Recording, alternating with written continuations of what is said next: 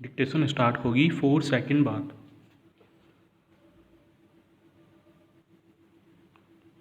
Start. जब हर तरफ घनघोर अंधकार हो तो उस समय मध्यम लौ के साथ टिमटिमाता एक दिया भी मनुष्य को अंधेरे के आगोश से निकालने का मादा रखता है।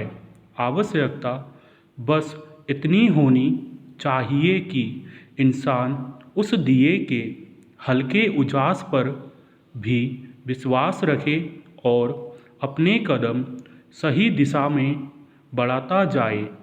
कुछ दिन पहले मेरी एक अजीज मित्र कोरोना से ग्रसित हो गई और तमाम कोशिशों के बावजूद हम सबको छोड़कर चली गई।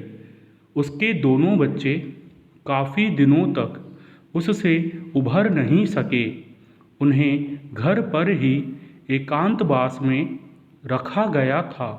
चूँकि मैं खुद इस स्थिति में नहीं थी कि वहाँ जा पाऊँ, इसीलिए बहुत चिंतित थी कि पता नहीं कैसे मेरी दोस्त के पति एक साथ बीमार बच्चों की तीमारदारी और मृत्यु के बाद किए जाने वाले विस्तृत विधि आदि को पूरा करेंगे। बड़ी बात यह भी थी कि वे इन नियमों और परंपराओं को बहुत मान देते थे, लेकिन आश्चर्यजनक रूप से लोगों के काफ़ी समझाने बुझाने पर उन्होंने इस दौरान किए जाने वाले कर्मकांडों को अत्यंत कम समय, कम खर्च और गिने चुने लोगों के बीच ही पूरा किया और साथ साथ अपने बीमार बच्चों की देखभाल भी करते रहे। पैरा। ऐसी ही स्थितियाँ मैंने कई अन्य परिवारों में भी देखी। ग्रामीण इलाकों से भी ऐसी कुछ खबरें मिली है। महामारी की भयावहता और मौत के मातम के बीच भी कुछ बातों ने मुझे गहन अंधकार के बीच रोशनी फैलाने को आकुल टिमटिमाते दिए का एहसास कराया। वास्तव में मृत्यु शाश्वत है, अकाल नहीं, पर जो आया है उसे जाना ही है। काश मृत्यु के दुख के चरम के इस हालात में मृत्यु के बाद किए जाने वाले पेचीदे और खर्चीले कर्मकांडों और मृत्यु भोजों की भी समाप्ति हो जाए। यह परंपरा अंधविश्वास और झूठे सम्मान के नाम पर लाखों परिवारों को गरीबी, बर्बादी और कर्ज के दलदल में डुबो देता है। हमारा भारत परंपराओं, नियमों और रिवाजों के छोटे बड़े मनकों के आधार पर चलने वाला देश है। सदियों से चली आ रही अनगिनत अलिखित रीतियाँ आज भी समाज के संचालन का आधार बनी हैं। इन रीतियों ने समाज को बनाने, बढ़ाने, सजाने और इसमें रंग और जीवंतता भरने में अहम भूमिका निभाई है। पर कुछ रिवाज ऐसे भी हैं जो आरंभ से ही अपनी तमाम खामियों, महत्वहीन गतिविधियों के बावजूद हमारे बीच उपस्थित है। ऐसा ही एक रिवाज है परिजनों की मृत्यु पर उनका कथित परलोक सुधारने और आत्मा की शांति के नाम पर किया जाने वाला कर्मकांड और मृत्यु भोज।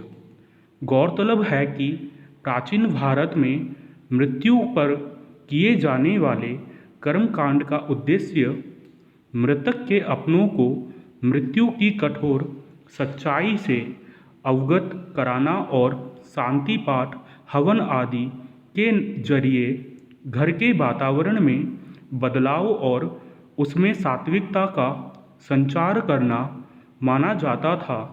लेकिन वे सामान्य प्रक्रियाएं और प्रथाएं कब और कैसे कट्टरता दिखावा और कुछ चालाक लोगों की कमाई का जरिया बन गई। गरीबों को और गरीब या निम्न मध्य वर्ग को कर्जदार बनाने लगी। लोग यह समझ भी नहीं पाए। पैरा हमारे धार्मिक ग्रंथों में 13वीं के भोज और उस अवसर पर वस्तुओं के दान आदि का जिक्र नहीं मिलता है। किसी भी धर्म ग्रंथ में मृत्यु भोज का विधान नहीं है। महाभारत के अनुशासन पर्व में लिखा है कि मृत्यु भोज खाने वाले की ऊर्जा नष्ट हो जाती है। जिस परिवार में मृत्यु जैसी विपदा आई हो उसके साथ इस संकट की घड़ी में जरूर खड़े हो और तन मन धन से सहयोग करे। लेकिन 12वीं या 13वीं पर होने वाले मृत्यु भोज में भाग न ले। महाभारत के युद्ध के दौरान कृष्ण लड़ाई रोकने के लिए दुर्योधन के पास जाते हैं। वहाँ दुर्योधन द्वारा उनसे भोजन के लिए आग्रह करने पर वे कहते हैं, संप्रीति भोजन्यन आपदा भोजान्य व पुनाई, यानी जब भोजन खिलाने वाले का मन प्रसन्न हो, जब भोजन करने वाले का मन प्रसन्न हो तभी भोजन करना चाहिए। जब खिलाने वाले और खाने वाले दोनों के दिल में दर्द हो तो कतई भोजन नहीं करना चाहिए। हमारे महान मनीषियों यथा स्वामी दयानंद सरस्वती, स्वामी विवेकानंद, महात्मा गांधी आदि सबों ने मृत्यु भोज और मिथ्या कर्म कांडों का विरोध किया था। पैरा सबसे अफसोस की बात यह है कि हम में से ज़्यादातर इस कुप्रथा से होने वाली हानियों और इससे जुड़े नकारात्मक तथ्यों पर गौर भी नहीं करते, बल्कि इन्हें एक सामान्य प्रक्रिया मानकर सहजता से अपनाए हुए है। कुछ एक लोग जो इसकी खामियों को जानते समझते हैं वे भी सिर झुकाए चुप्पी साधे झूठी सामाजिकता के नाम पर इसे स्वीकार किए हुए है। सामाजिक दबाव, मिथ्या भय, मन की शांति आदि के नाम पर इस प्रथा को खाद पानी देने वाले लोगों को सोचना होगा कि हमारे पारिवारिक और सामाजिक व्यवस्था को यह प्रथा किस प्रकार चोटिल कर रहा है। यह आवश्यक है कि पढ़े लिखे, समझदार और जागरूक लोग इस कुप्रथा से उपजने वाली विसंगतियों और हानियों पर चर्चा करें और इस पर आवाज़ उठाएं। बदलाव की शुरुआत अपने घर से करें। यूँ राजस्थान में इसकी पहल हो चुकी है। शुरुआत में कुछ लोगों की यह कोशिशें शेष लोगों तक भी पहुँचेगी और बदलाव का बयार साबित होंगी। पैरा यह अत्यंत दुखद है कि विभिन्न राजनीतिकों के कथन को आम नागरिकों द्वारा पूर्ण रूप से प्रामाणिक नहीं माना जाता। निरंतर अनर्गल प्रलाप, तथ्यहीन आरोप प्रत्यारोप और पूर्वाग्रह की भावना के चलते राजनीति में शुचिता और पवित्रता के भाव दिखाई नहीं देते। दिनों दिन विकृत होती जा रही राजनीति में नैतिक मूल्यों का अवमूल्यन एक गहन चिंता का विषय है। स्वतंत्रता प्राप्ति के प्रारंभिक दशकों तक राजनीति के प्रति आम नागरिकों का भरपूर विश्वास रहा, लेकिन जैसे जैसे राजनीति नीति और सिद्धांतों से विमुख होती गई, वैसे वैसे व्यक्ति केंद्रित राजनीति का सिलसिला सा चल पड़ा।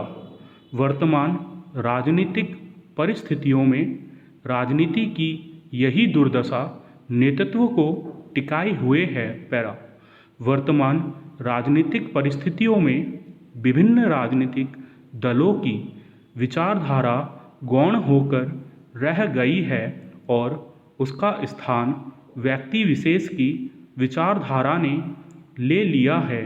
निश्चित ही यह स्थिति लोकतंत्र की स्वाभाविक अवधारणा से सर्वथा परे है। दरअसल राजनीति में नैतिक मूल्यों का पतन अत्यंत चिंताजनक परिस्थितियां उत्पन्न कर चुका है। वर्तमान राजनीतिक परिदृश्य में व्यक्ति विशेष को लेकर वैचारिक ध्रुवीकरण नजर आता है। राजनीतिक जमात का एक वर्ग नेतृत्व के साथ खड़ा दिखाई देता है तो दूसरा नेतृत्व विरोधी गतिविधियों के आधार पर अपनी राजनीतिक सक्रियता का परिचय दे रहा है। ऐसी स्थिति में आम नागरिक भ्रमित अवस्था में दिखाई देते हैं। ऐसे में आम नागरिक किसी एक सर्वसम्मत निष्कर्ष पर नहीं पहुंच पाते। पैरा यह सिलसिला किसी भी दृष्टि से हमारे लोकतंत्र की मूल भावना के अनुरूप नहीं है। मुद्दा दल एवं व्यक्ति विशेष के समर्थन अथवा विरोध का नहीं है। वास्तव में लोकतंत्र में लोकतंत्र दिखाई देना भी लोकतंत्र की अच्छी सेहत का सूचक सिद्ध होता है। अन्यथा कालांतर में लोकतंत्र के एक तंत्र के रूप में तब्दील हो जाने की संभावनाओं से इनकार नहीं किया जा सकता। राजनीतिक पूर्वाग्रह की प्रबलता के चलते व्यक्ति विशेष के पक्ष अथवा विपक्ष में राजनीतिक शक्तियों का जमघट एक प्रकार से एक तंत्र के सत्ता संघर्ष के रूप में दिखाई देता है। इस स्थिति को बदला जाना चाहिए। सवाल यह नहीं है कि कौन सही है और कौन गलत। असल सवाल भविष्य के प्रति आशंका का है जो निर्मल नहीं है। स्टॉप।